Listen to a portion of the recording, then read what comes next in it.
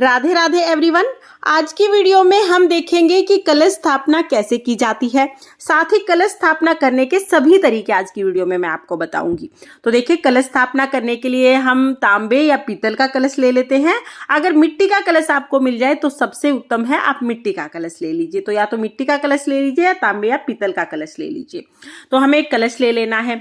उसके बाद हमें सबसे पहले क्या करना है, कलश को मोली बांधनी है। तो कलश को हमें ऐसे खाली नहीं छोड़ना होता, कलश के कंठ पर हम मोली बांध देते हैं। मोली को कलावा भी बोला जाता है या आप इसको मोली बोल सकते हैं। तो देखिए, इस तरह से हम जो कलश है उसके कंठ पर मोली बांध देंगे। मोली बांधने के बाद हम कलश में सबसे पहले गंगाजल डालेंगे। तो यहाँ पर देखिए, थोड़ा सा हमें पहले गंगाजल कलश में डालना है और गंगाजल डालने के बाद हम कलश को कंठ तक शुद्ध जल से भर लेंगे। तो देखिए, यहाँ पर हमने कलश को कंठ तक भर लिया है। इसके बाद हम कलश में कुछ चीजें डालते हैं। तो देखिए, हम हल्दी की गांठ डालेंगे। आपके पास सूखी हल्दी की गांठ है तो आप ले लीजिए, नहीं तो आप हल्दी पाउडर भी ले सकते हैं। उसके बाद हमें एक सुपारी लेनी है और कलश में हम एक सुपारी डाल देंगे। साथ ही हम एक सिक्का डालेंगे। तो आप नॉर्मल सिक्का ले सकते हैं या चांदी का सिक्का भी ले सकते हैं। उसके साथ ही हम चावल डाल देंगे और थोड़े से फूल डाल देंगे। तो ये पांचों चीजें हमें कलश में डालनी है। आप चाहें तो आप लौंग और इलायची भी डाल सकते हैं, लेकिन ये 5 चीजें जरूरी होती हैं। उसके बाद हमें पंच पल्लव लेने हैं, यानी हमें आम के 5 पत्ते कम से कम जरूर लेने हैं। आप 5 ले सकते हैं, 7 ले सकते हैं, 9 ले सकते हैं। तो यहाँ पर हमने पत्ते ले लिए हैं। पत्तों को तिलक कर लेंगे और हम कलश में सजा लेंगे। अगर आपको आम के पत्तों की टहनी मिल जाती है तो टहनी ले लीजिए, पत्ते मिल जाते हैं तो पत्ते ले लीजिए। उसके बाद हमें कलश पर रखने के लिए नारियल चाहिए होगा। तो आप पानी वाला नारियल लें, बजा के देख लें, पानी बजना चाहिए उसमें। और नारियल के ऊपर हम मोली या कलावा जो हम बोलते हैं इसको लपेट देंगे।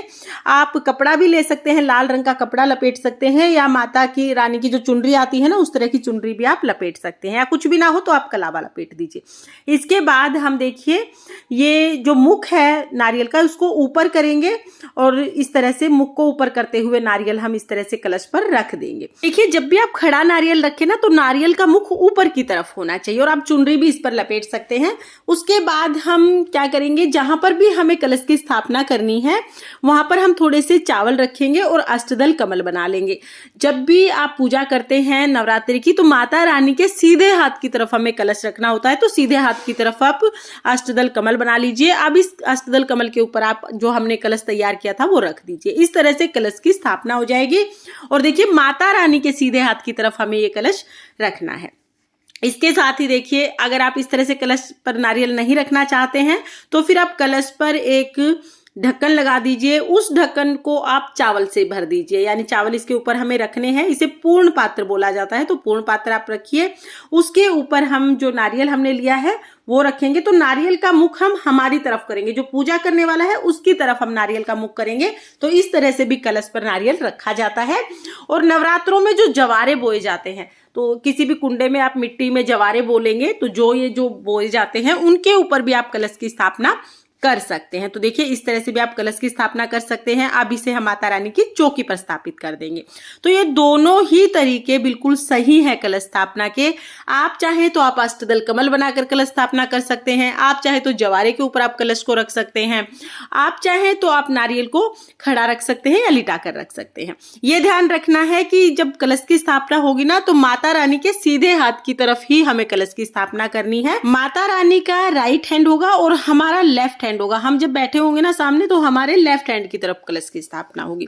तो इस तरह से हमें कलश की स्थापना करनी है। और कलश स्थापना की ये दोनों ही विधियां बिल्कुल सही हैं। आप अपनी सुविधा के अनुसार इनमें से किसी भी विधि में से नवरात्रि में कलश की स्थापना कर सकते हैं। फ्रेंड्स, अगर आपको कलश स्थापना की ये विधि पसंद आई हो तो प्लीज वीडियो को लाइक कर देना। और हम महिलाएं अपने घर में तीज त्योहार कैसे मनाते हैं ये देखने के लिए मेरे चैनल को सब्सक्राइब कर लेना। तो फिर मिलते हैं किसी और वीडियो के साथ। तब तक के लिए जय माता दी, राधे राधे।